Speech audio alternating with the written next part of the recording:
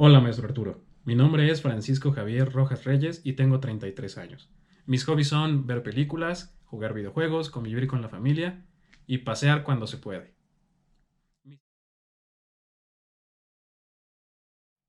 Mis intereses en el derecho recientemente han cambiado y me estoy inclinando bastante por el derecho social. Esta rama del derecho me atrae demasiado y considero que puedo tener un buen desempeño en ella. Y gracias a maestros como usted y a las instrucciones que nos brinda a través de sus videos y toda la enseñanza que nos otorga, es que cada día más me convenzo de que la rama del derecho social es lo mío. En este video expondré nuestra unidad 1, sindicalismo. Antecedentes del derecho colectivo del trabajo. La historia del derecho colectivo es heroica, pues la clase sin tierra y riqueza impuso a la burguesía y el Estado su igualación con los propietarios de la tierra y la riqueza. Igualación precedida por los derechos de libre sindicación y de huelga, instrumentos de lucha para obtener, por medio de la contratación colectiva, una existencia decorosa. Durante la Asamblea Nacional de Francia, enmarcada por la Revolución Francesa, se ratificó el derecho de asociación como parte de la Declaración de los Derechos del Hombre, pero no se pensó en los derechos del trabajador. Es así que tenemos que los derechos de sindicación y el derecho de huelga tienen como fin el obtener una existencia decorosa y que el trabajador no fuera nuevamente explotado, esto mediante la asociación. La lucha del derecho colectivo de trabajo se encuentra inmersa históricamente en tres momentos que son conocidos como la Edad Heroica, o Era de la Prohibición, Era de la Tolerancia y la época del reconocimiento de las instituciones por la legislación ordinaria. Edad Heroica. A inicios del siglo XX era impensable que los trabajadores hicieran coalición debido a dos factores. Uno, la ley Le Chapelier, que obtiene su nombre del abogado Isaac Le Chapelier y que fue promulgada en Francia el 14 de junio de 1791 en plena Revolución Francesa. Esta ley instaura la libertad de empresa y prohíbe los gremios laborales de cualquier clase. Y dos, el Código Napoleónico. Pese a lo anterior, la lucha laboral se vio enmarcada por tres hechos que encausan su camino. La ley inglesa de Francis Place en 1824, que suprimió el carácter delictivo de las asociaciones sindicales y la huelga.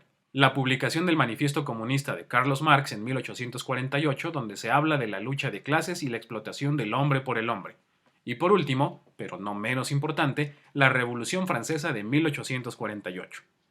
Es gracias a estos factores, vitales para la historia humana, que la lucha por los derechos laborales colectivos echó raíz. Era de la tolerancia.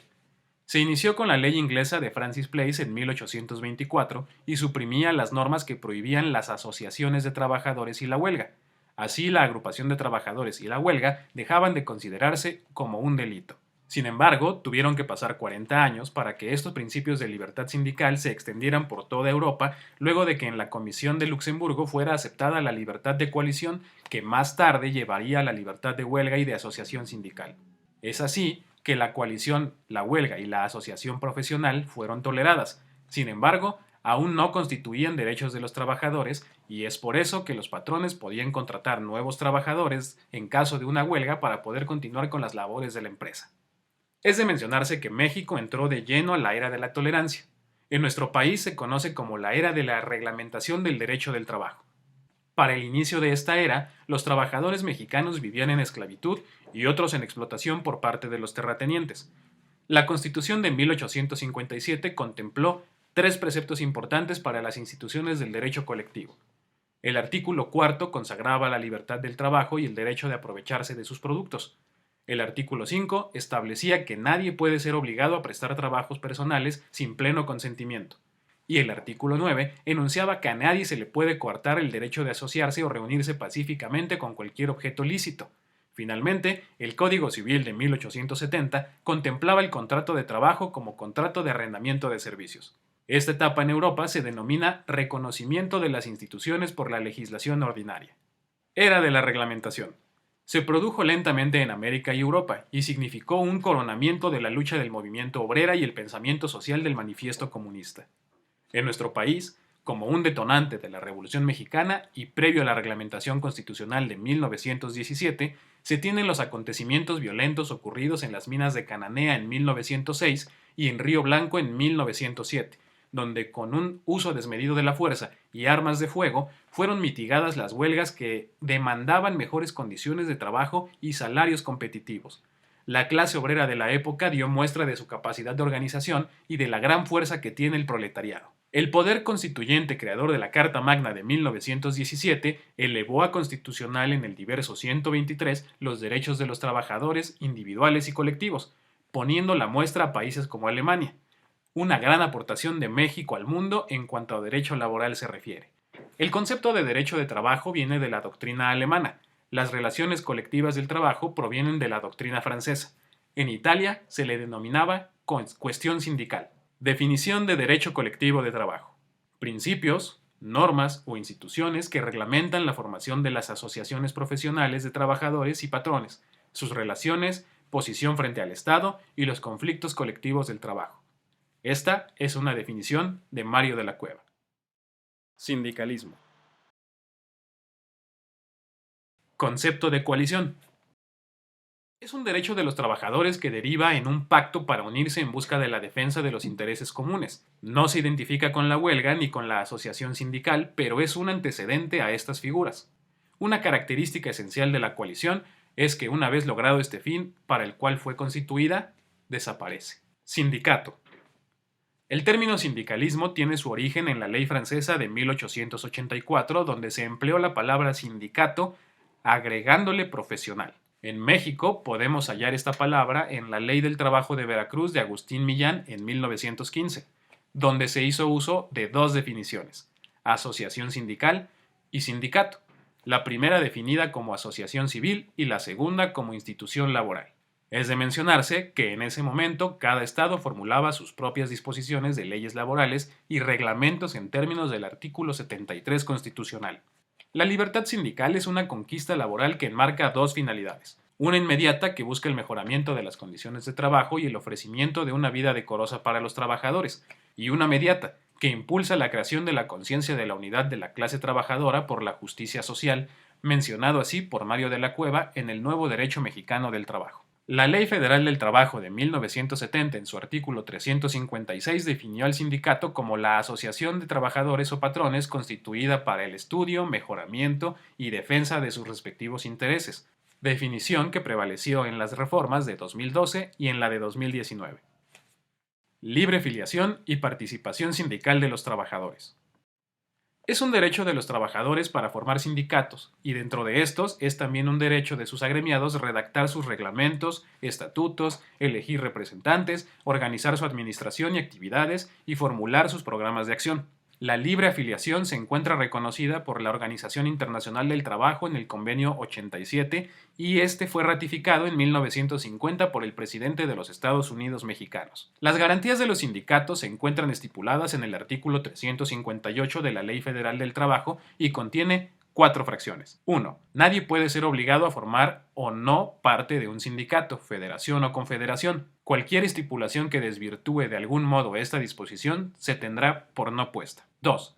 Los procedimientos de elección de sus directivas deberán salvaguardar el pleno ejercicio del voto personal, libre, directo y secreto de los miembros, así como ajustarse a reglas democráticas y de igualdad de género, en términos del artículo 371 de esta ley. El periodo de duración de las directivas no podrá ser indefinido o de una temporalidad tal que obstaculice la participación democrática de los afiliados, y tampoco podrá ser lesivo al derecho de votar y ser votado. 3. Las sanciones que impongan los sindicatos, federaciones y confederaciones a sus miembros deberán ceñirse a lo establecido de la ley y en los estatutos. Para tal efecto se deberá cumplir con los derechos de audiencia y debido proceso del involucrado. 4.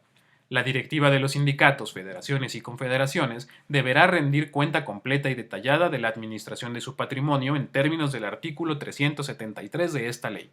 Es de resaltar que los sindicatos pueden ser, en disposición con el artículo 360 de la Ley Federal del Trabajo, gremiales, formados por trabajadores de una misma profesión, oficio o especialidad. 2. De empresa, formados por trabajadores que presten sus servicios en una misma empresa. 3. Industriales, constituidos por trabajadores que presten sus servicios en 2 o más empresas de la misma rama industrial. 4. Nacionales de industria, integrados por trabajadores que presten sus servicios en una o varias empresas de la misma rama industrial instaladas en 2 o más entidades federativas. Y 5. De oficios varios, creados por los trabajadores de diversas profesiones, Estos sindicatos solo podrán constituirse cuando en el municipio de que se trate el número de trabajadores de una misma profesión sea menor a 20. Para constituir un sindicato, este debe tener como mínimo 20 trabajadores y estos a su vez deben poseer como mínimo 15 años de edad. Sin embargo, quienes tengan esta edad no podrán formar parte de la directiva sindical. Para salvaguardar su autonomía sindical, no pueden ingresar al sindicato trabajadores de confianza.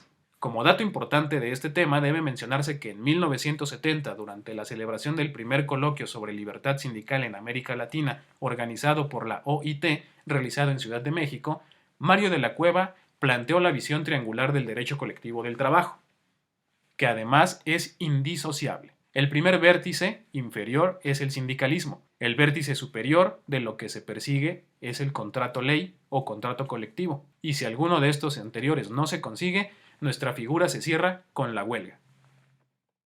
Depósito y registro de organizaciones sindicales. Para crear un sindicato deben observarse principios de autonomía, equidad, democracia, legalidad, transparencia, certeza, gratuidad, inmediatez e imparcialidad.